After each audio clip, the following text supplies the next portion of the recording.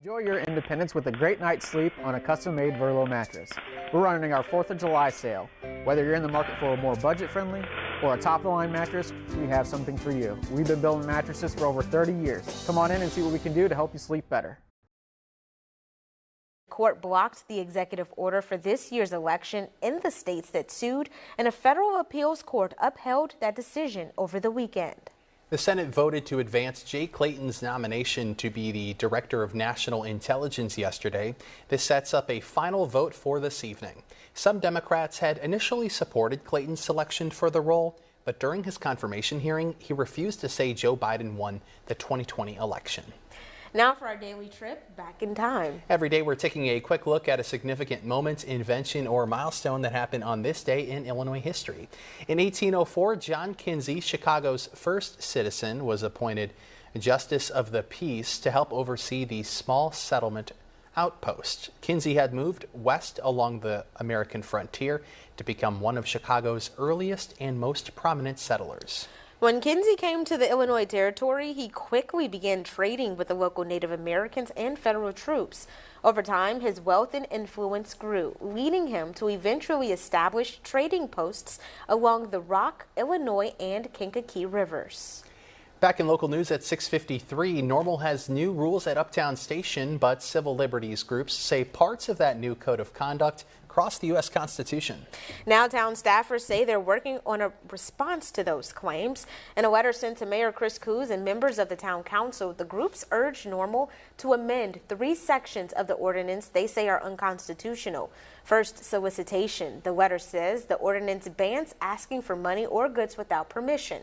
Second, personal property. The letter says it allows removal of unattended belongings without clear notice or retrieval rules. And third, ban notices. The letter says bans must guarantee exceptions for voting, transit, and public meetings. There are problematic behaviors that go with that, like intimidating someone or following them or touching them.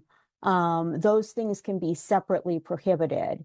It's the ban on speech that's problematic. Town officials say they have drafted a response to the ACLU letter, but it has not been sent. The town's communications director tells us that the response still needs to be reviewed by the city manager, who is currently out of office. Neighborhood House in Peoria is showing young boys and girls that they can achieve big goals after 3 renovated youth classrooms were named after impactful Peoria community members. Those members include Judy Oakford, Mayor Rita Ali, and Miss Gloria Tillman. They were recognized as remarkable women whose leadership, service, and dedication have made a lasting impact on Neighborhood House and the Peoria community. There was also a wing established in honor of Miss Helena Taylor, the first female leader of Neighborhood House. The renovation was thanks to a $118,000 grant from Impact Central Illinois, and there's now an academic room, a life skills room, and a sensory room, and spaces that have not been used since 2019. All right, Ballant, how's the forecast? We'll start off still a bit humid as we kick off our Tuesday morning. Nonetheless, improvements compared to how muggy our Monday was. Temperatures will trend in the mid to upper 80s here over the next couple days with pretty quiet weather. However, the sky will be looking hazy or smoky due to our latest round of wildfire smoke working its way on in. Otherwise, pretty quiet here through Thursday. Next best chance for some scattered showers and a few rumbles of thunder will arrive for Friday into Saturday. Then we're nice and quiet yet again into early next week. Rashawn. Thanks, Ballant. Coming up on 25 News today at 7, our St. Jude coverage continues. Tune in for a full half hour of stories from St. Jude survivors, organizers, and the ongoing efforts to help ensure the kids and families who need medical treatment never receive a bill.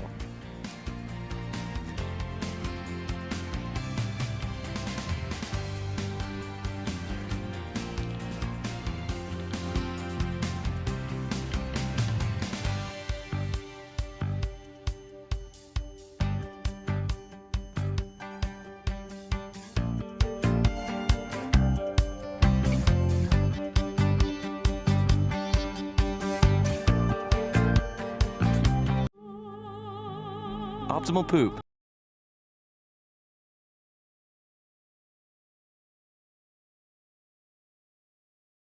I fancy coffee, but here's the thing. I like my daily dose of vanilla latte. SEFQ makes it easy to do things my way. Right now, get up to $175 for opening a new SEFQ checking account. Thank you, Elizabeth. For many families, the countdown to the first day of school has officially begun, but this year also marks the beginning of a new chapter for Peoria Public Schools. Joining us is the district's new Deputy Superintendent, Dr. Renee Andrews, to talk about what families can expect as students head back to the classroom. Welcome, Dr. Andrews. Thank you for having me. Thank you so much for coming. So the school year is a fresh start for students, right? But it's also a fresh start for the leadership. Yes. So what's the message that you want, that you have for students and parents and staff going into the new school year?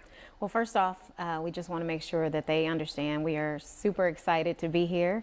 We are super excited to partner with them in educating their children, their grandchildren, and that we are here to listen and make sure that everybody feels heard, and to just really partner and walk alongside everybody to ensure that the students get the best experience and education that they possibly can. Yeah, and with that comes preparedness, right? Yes. So as parents are knocking off things on their back to school list and taking advantage of the giveaways throughout the community, what are some things that they should ensure are done before school starts? Well, it's just making sure that they check their emails, call up to the schools with any questions that they may have. Want people to know that any vaccinations and physicals need to be done by October 15th, so they do have some time, and there are partners in our community and at our schools that can help them get those done. If they are still in need of book bags, and shout out to everybody who has helped our students get the supplies and book bags that they need. If they still are in need of anything like that, they can contact the school because we do have resources there for them as well. But school starts August 5th, a week from today, and please check your emails and contact the school for start times, because we do have 2 different tiers of start times for schools. Awesome, all important information. Now, you and Dr. Bell are following a very tenured superintendent. Yes. And everything starts with great leadership, new ideas, fresh things. Without too much comparing the administrations, what are some priorities at the top of you and Dr. Bell's list? First and foremost is the financial priority. We want to make sure that we are good stewards of the public's money, and that the monies are being funneled to programs and opportunities that directly impact our students. Second all is safety. We want to make sure that we're not just doing things that we know will keep them safe, but working with our parents and our students in the community so that there is a feeling of safety when they come into our buildings. So those are our top 2 priorities. And when you mention safety, I automatically think cell phones, right? Yes.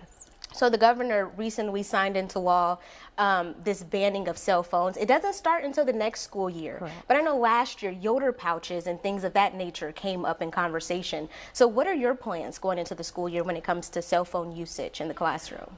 First off is making sure that everybody understands what our district cell phone policy is before the ban takes place next school year. And then making sure that our school administrators have a plan to align with that policy, and that students understand the reason why. Because I think a lot of times policies, kids feel like things are being done to them and they don't quite understand. But with us having the Yonder pouches last year, there's a lot of benefits to it that not only we as administrators, but even the students started to recognize that, oh my gosh, I was able to focus more in class, or they're not dealing with the drama or the internet bullying, that kind of thing that took place prior to us putting the policy in place. But teachers reported that they were able to get through lessons because they didn't have to police the the cell phones.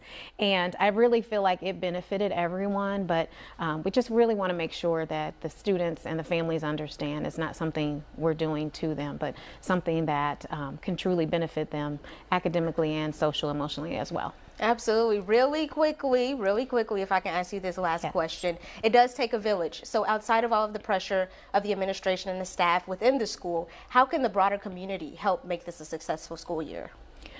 Ask questions, because a lot of people, I feel, go off opinions or what they what they may think is happening, but just talk to us, because it's very important that we are all on the same page, because as you mentioned, the village, that's the only way we're going to truly effectively support our students in this school year and the years to come, is to really understand the why behind what's going on, and then people will know how to come and embrace our students and our school district. Thank you, Dr. Andrews. It's been a pleasure.